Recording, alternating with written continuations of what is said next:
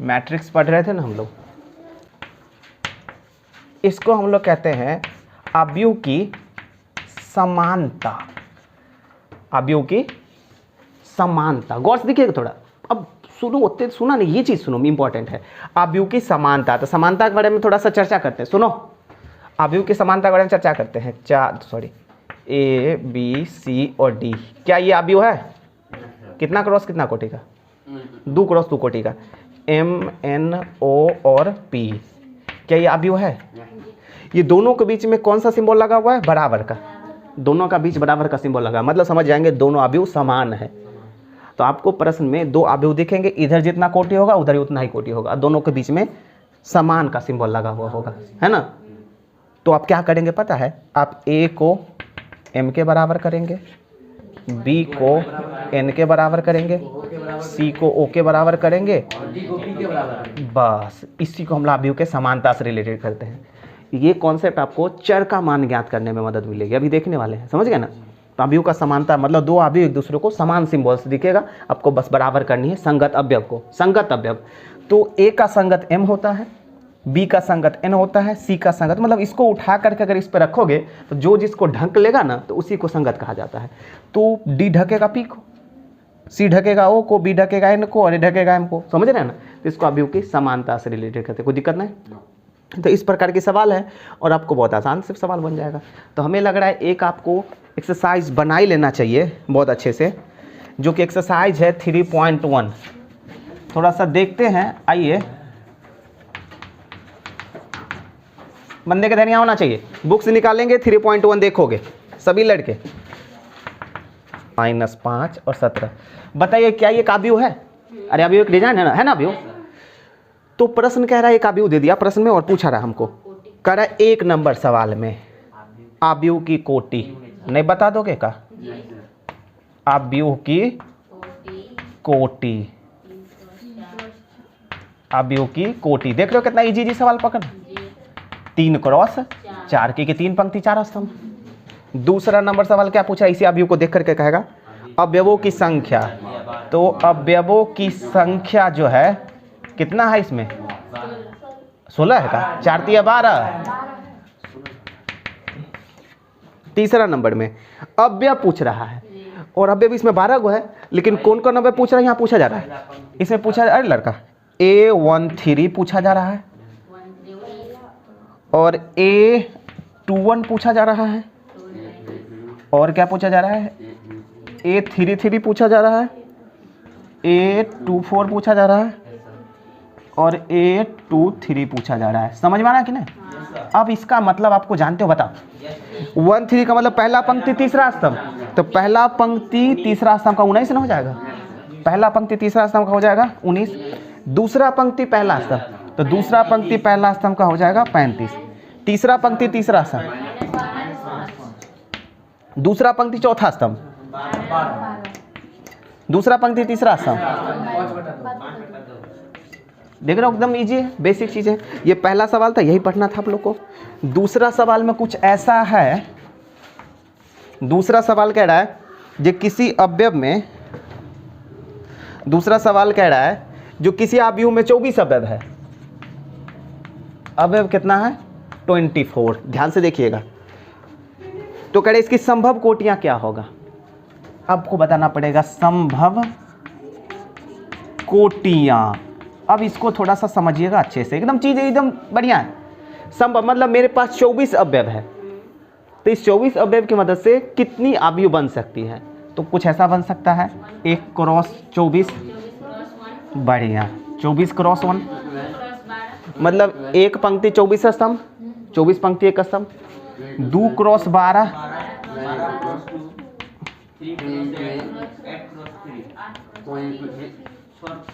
24, समझ रहे ना? 1 2 3 4 5 6 7 8, तो संभव कोटियां कितना होगा? 8। समझ गए ना? तो संभव कोटियां हो जाएगी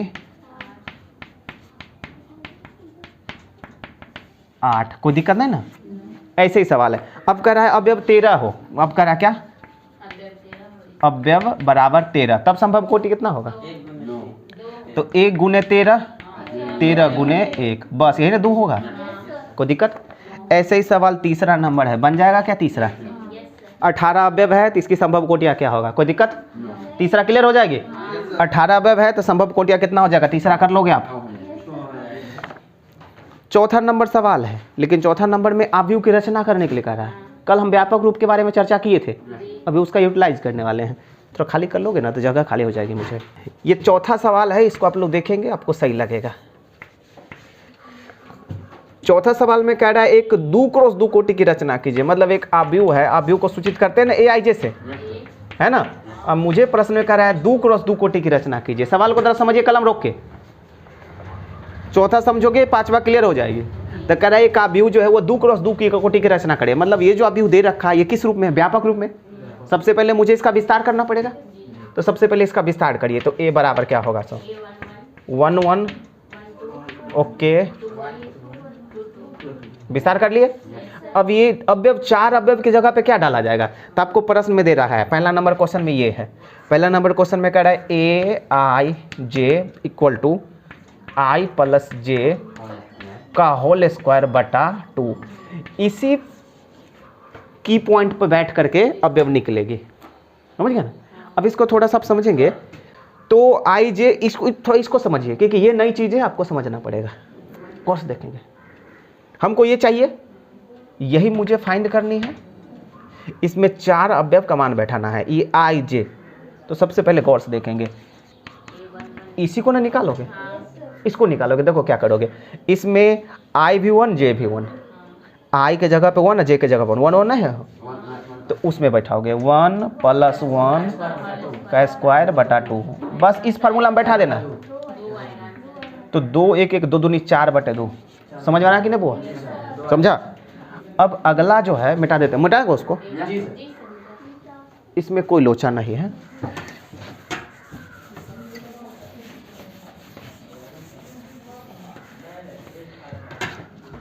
अब अगला क्या होगा, ये निकल गई ना। अब ये निकालोगे A1 2, तो 1 2 वही फार्मूला बैठाओगे, 1 प्लस 2 का स्क्वायर बाई 2। क्लियर है? बस 9 बटा 2 ये निकल गए। अब 2 1, तो 2 प्लस 1 का स्क्वायर बटा 2 पल्ले पर रही है। इसको 2 प्लस 2 का स्क्वायर बटे 2, 2 से 4 चक 8 आएगा ना। ये चारों अवयव पार्ट वाइज निकाल लिए जी सर। अब A में बैठा दीजिए, क्योंकि A पूछ रहा है ना। A1 1 की जगह पे कितना? 2। क्या निकल गई?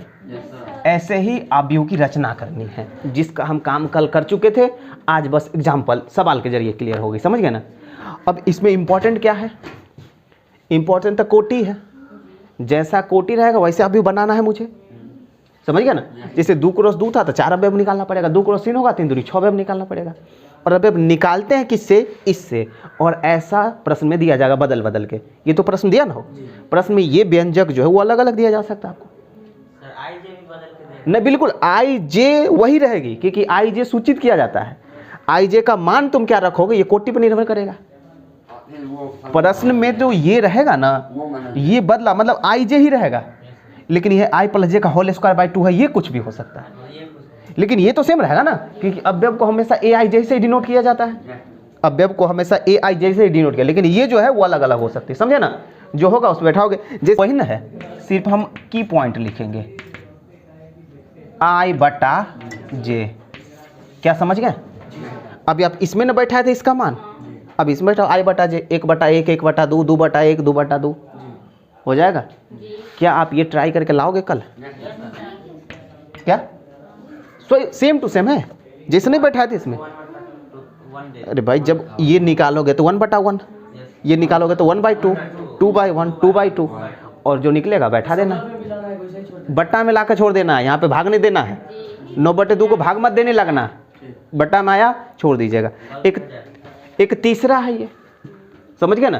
क्या ये ट्राई कर सकते हो घर पे? 55 नंबर सवाल वही है। 55 क्वेश्चन मतलब क्या? किताब कहाँ है? तुम अब क्लास में क्वेश्चन लिखेगा मास्टर, मारेंगे ना। हाँ एनसीईआरटी है, अभी तक किताब नहीं कीना है, कथी पढ़ेगा तुम लोग, चैप्टर खत्म हो गई। 1 मिनट, 5वां नंबर सवाल हो जाएगी क्या?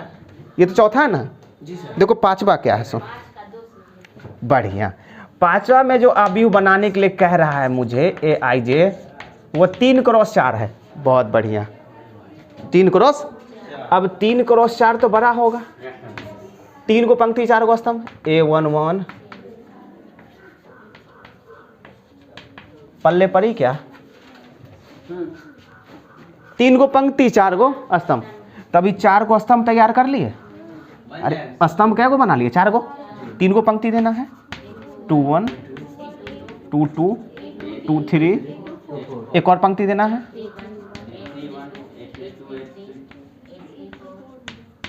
ये 3×4 हो गए ना, मतलब इसमें 12 अवयव है, मतलब ये लंबा समय लगेगा। और इसका जो की पॉइंट है वो कुछ ऐसा है, 1 नंबर में ये है AIJ बराबर 1/2 मॉड -3I + J। मॉड का मतलब जानते हो क्या होता है, माइनस को प्लस कर देना, समझ गए ना। तो ये मेरा फार्मूला है जिस पर बैठेगा, तो हम A को निकालते हैं, A11 है ना, तो 1/2 -3 गुने I के जगह पे 1 और +J के जगह पे 1, तो 1/2 मॉड, ये देख लिए कितना होगा, 1 में से 3 गया तो -2, मॉड हटेगा तो प्लस हो जाएगा, तो कितना हो जाएगा 1, निकल गए। समझ रहे हैं ना, ये नहीं समझ गए, समझ रहे हैं, इनको भी पूछ रहे हैं, समझ गए। अब इस ऐसा कितना अवयव निकालना है, टाइम लगेगी, तो मेरा तो काम है कॉन्सेप्ट समझाना, अरे टाइम लगेगी ना, 12 होने बैठा दीजिएगा। और ऐसा ऐसा सवाल है 2 को, अरे भाई इसमें 12 बैठाना है, और ऐसा ऐसा 2 सवाल है, हो जाएगी क्लियर क्या? जी सर हो जाएगी। समझ गए? तो कल का होमवर्क बढ़िया से एक ध्यान दो इधर, 4था नंबर और 5वां नंबर में कुल मिलाकर के 5 सवाल हो जाती है, 1 2 3 4 5, और आपको ये 4 से शुरू करना है, 5 तक बनाना, प्रैक्टिस कर लेना है। सर वो जो -2 है उसको प्लस कर दें। अरे भाई मॉड जब हटती है तो माइनस को प्लस कर दिया जाता है, मॉड जब हटती है तो माइनस को कर दिया जाता है प्लस, और प्लस है तो प्लस ही रहेगा, समझ गए, कोई दिक्कत। ये 6ठा नंबर है, ये कितना है, 5वां है। और 6ठा नंबर सवाल कुछ ऐसा होगा, इसको खाली करिए पहले, थोड़ा सा आपका ये 6ठा सवाल को थोड़ा देखना चाहिए। तो 6ठा सवाल में कह रहा है x बराबर वाट, y बराबर वाट और z बराबर वाट। थोड़ा सुनिएगा, x y और z का वैल्यूएशन पूछ रहा है। तो पहला नंबर में है 6 का पहला 4 3 x और 5 = y z 1 और 5। थोड़ा सुनिएगा, अभी तुरंत आप लोग पढ़ें, आपको नहीं लग रहा है ये अवयव की समानता से रिलेटेड है? तो 4 बराबर y बराबर 4, z बराबर 3, x बराबर 1 और 5 बराबर 5 तो होता ही है, x y z हो गई ना। तो अवयव के समानता से रिलेटेड है, इसमें ऐसा 3 सवाल है, हो जाएगा क्या? हो जाएगा। सेकेंड सवाल, x + y 2 5 + z xy बराबर 6 2 5 और 8। क्या पूछ रहा है? एक्स वाई जेड ना, अवयव की समानता। क्या हुआ लोचा?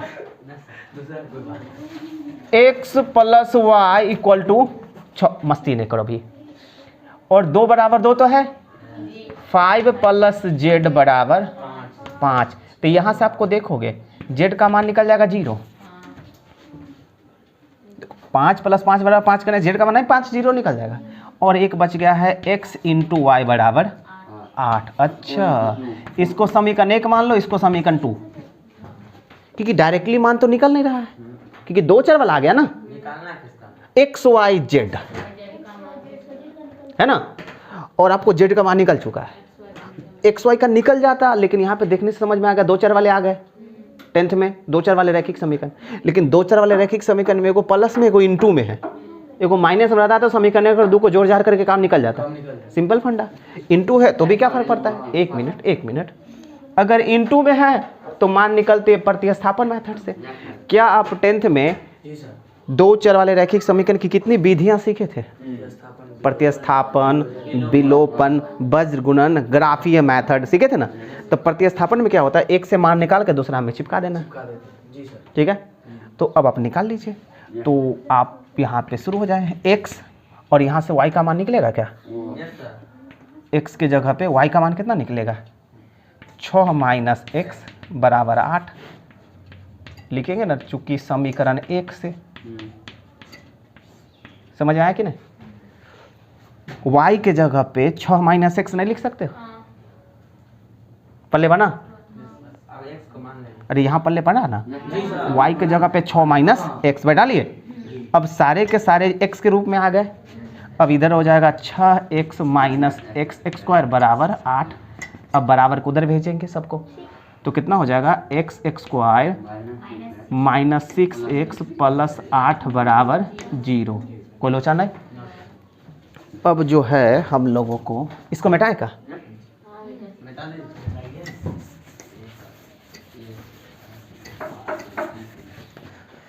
अब जो है इसको दो चर वाले रेखे एक समय का आया क्या? यहाँ से x का मान निकल जाएगा, यहाँ से x का मान निकलेगा। बताओ x का मान कैसे निकलेगा? सो एक्स स्क्वायर माइनस 6x को तोड़ेंगे 8 आना चाहिए। कितना? 4 2 माइनस 4x माइनस 2x अब प्लस 8 बराबर 0। तो यहाँ से x कॉमन लेंगे तो x माइनस 4 और माइनस 2 कॉमन लेंगे तो x माइनस 4 बराबर 0। तो x माइनस 4 और x माइनस 2, तो x बराबर 4 और x बराबर 2। मतलब x का 2 मान निकल गई। समझ गए? तो y का मान भी 2 को निकलेगा। थोड़ा इसको सवाल को समझिए ना बढ़िया से। x का मान निकला 2, अब x का मान बैठाएंगे ना। अभी समीकरण 2 से निकला है x का मान, अब इसका मान समीकरण 1 में नहीं बैठाएंगे। तो यहाँ पे लिखेंगे ना, जब x बराबर 4, जब x बराबर 4 तो y बराबर कितना हो जाएगा? मान रखे ना, जब x बराबर 2 को मान निकला था बारी बारी से, जब 4 रखेंगे इसमें x के जगह पे 2, और जब x बराबर 2 तो y बराबर 4। मतलब x का मान निकला है 2 4। तो अब गौर से इसको सवाल ऐसे लिखेगा, अंतिम ऐसे लिखना है इसको। अतः अंतिम में आंसर लिखते समय ऐसे लिखोगे, अतः x बराबर 4, y बराबर 2 और z बराबर 0। क्योंकि z का 0 मान निकल चुका है ना। या एक तो ये मान हो गई ना, या x बराबर 2, y बराबर 4 और z बराबर 0। समझे ना? तो 2 वैल्यूएशन ना निकली है, कोई परेशानी? ऐसा निकल गया। ऐसे सवाल तीसरा है क्या, देख लोगे? लेट हो जाता है। ओके।